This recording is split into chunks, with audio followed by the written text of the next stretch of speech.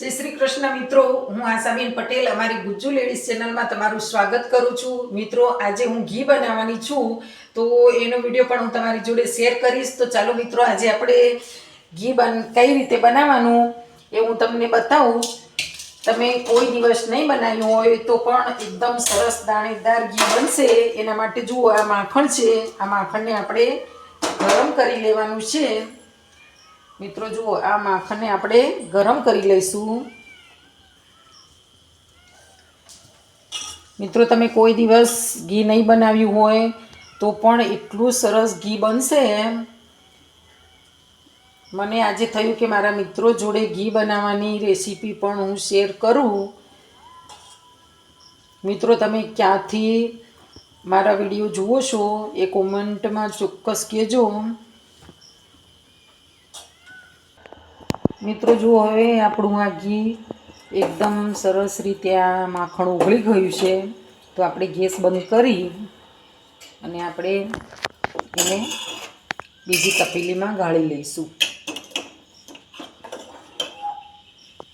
ઘણીથી ગાળી લેવાનું છે, તો એની અંદર કંઈ કચરો હોય કંઈ હોય તો નીકળી જાય. અને આને આપણે એક રાત માટે ફ્રીજમાં મૂકી દઈશું. પછી બીજા દિવસે એનું ઘી બનાવીશું.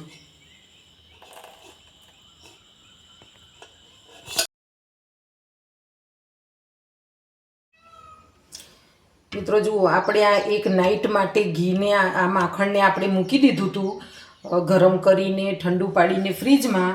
અને આજે મેં એને બહાર કાઢ્યું છે. તો હવે આપણે એની અંદરથી એક બાજુથી આમ ખાંચો પાડી અને છાશ કે પાણીનો ભાગ હોય એને આપણે કાઢી લેવાનું છે. જુઓ, આ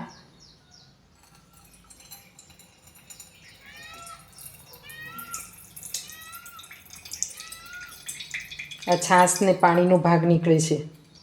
જો આ અંદર રહી જાય તો ઘી આપણું બગડી જતું હોય છે, સ્મેલ મારતું હોય છે, આપણને ખરાબ છાશની સુગંધ આવતી હોય છે. એને આપણે કાઢી લીધું. જુઓ, આ પાણી અને છાશનો ભાગ છે, એને આપણે કાઢી લેવાનું છે. હવે આપણે ગેસ ઉપર મૂકીશું. મિત્રો, આની અંદર આપણે થોડી સામાન્ય હળદર નાખવાની છે. કેટલી? એક ચપટી હળદર નાખવાની છે, જેથી આપણું ઘી બગડશે પણ નહીં અને એટલો સરસ પીળો કલર આવશે. અને એક સામાન્ય મીઠું નાખવાનું છે, એક ચપટી જ. તો આપણું ઘી ક્યારેય બગડશે નહીં. ને મિત્રો જુઓ, મેં આ નાગરવેલના પાન લીધા છે, એને ધોઈ અને સૂકવી નાખ્યા છે. નાગરવેલના પાન અંદર નાખવાથી બહુ સરસ સુગંધ આવે છે ઘીની. આજે તમારું ઘી ક્યારેય બગડશે નહીં.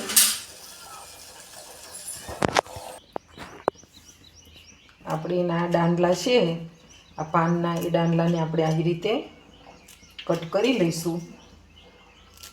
મિત્રો, પહેલી જ વખત જો તમે ઘી બનાવતા હશો ને, પણ તો પણ એટલું સરસ ઘી બનશે ને. મિત્રો, તમે મારી ચેનલમાં નવા હોય તો મારી ચેનલને સબસ્ક્રાઈબ ચોક્કસથી કરજો. અમારા વિડીયોને લાઈક કરજો, તમારા મિત્રોમાં શેર કરજો. અને આવા નવા વિડીયો જોવા માટે હું અવારનવાર આવા નવા વિડીયો લઈને આવીશ ચેનલમાં. તો અમારી ચેનલને સબસ્ક્રાઈબ કરજો.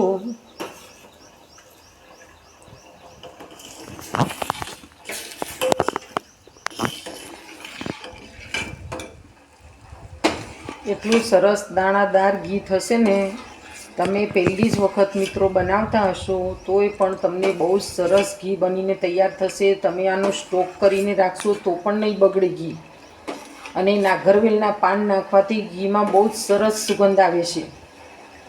તો તમારા ઘરે હોય, તમારી આજુબાજુમાં હોય તો તમે આ રીતે ચોક્કસથી એક વખત ટ્રાય કરજો. મારા તો ઘરે જ છે નાગરવેલના પાન. મિત્રો, તમે કઈ સિટીમાંથી, કયા ગામથી જુઓ છો વિડીયો એ ચોક્કસ કોમેન્ટમાં કહેજો. અમારા વિડીયો તમને કેવા લાગે છે. હવે જુઓ મિત્રો, આ ઉકળે છે એ તેલમાં, એ ઘીમાં હું નાગરવેલના પાન નાખીશ.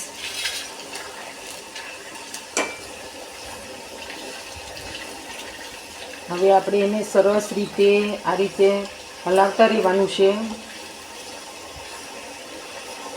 અને હમણાં આપણું ઘી એટલું સરસ બનીને તૈયાર થઈ જશે. બીજું કશું જ આપણે નાખવાનું નથી અંદર.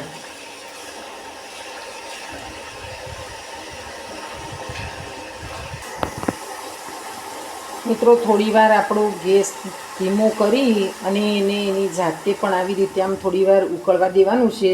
એટલે એ ઉકળી અને ઘી આપણું સરસ થઈ જશે. એને ગેસ થોડો સામાન્ય ધીમો કરી દેવાનો છે અને પછી આવી રીતે એને ઉકળવા દેવાનું છે. મિત્રો જુઓ, ધીમા ગેસે આપણે એને ઉકળવા દેવાનું છે અને આમ મૂકી દેવાનું. પછી થોડી વારે આપણે એને હલાવવાનું. વળી પાછું એને થોડી વાર આવી રીતે મૂકી દેવાનું. જુઓ આપણું ઘી કેવું મસ્ત સરસ રીતે છૂટું પડે છે અને છાશનો ને પાણીનો ભાગ પણ છૂટો પડતો જાય છે અને ઘી પણ સરસ થતું જાય છે. જુઓ મિત્રો, કેવું સરસ આપણું ઘી આ છૂટું થતું જાય છે. જુઓ, પાણીને છાશનો ભાગ બળતો જાય છે અને આપણું ઘી કેવું સરસ થતું જાય છે. જુઓ છૂટું આ દેખાય છે ને તમને, કેવું સરસ, ને કલર પણ કેટલું સરસ આવ્યો છે પીળો.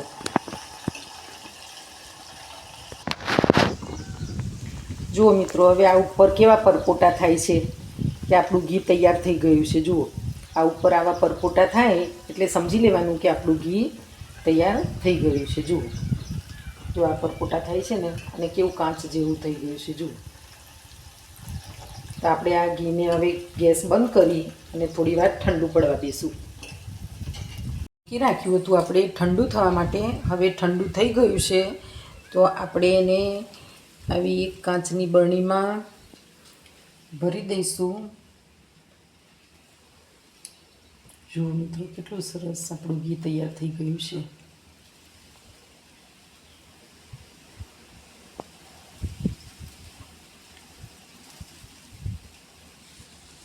જુઓ મિત્રો, કેટલું સરસ આપણું ઘી તૈયાર થઈ ગયું છે.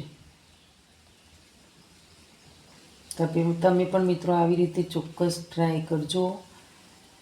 આ ઘી એટલું સુગંધ મારે છે ને કે બહુ સરસ એવી સ્મેલ આવે છે.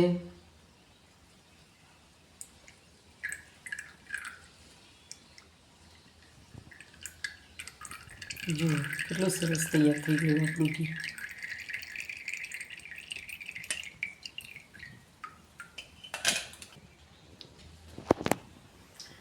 મિત્રો, અમારો આ વિડીયો તમને કેવો લાગ્યો એ અમને કોમેન્ટમાં ચોક્કસથી જણાવજો.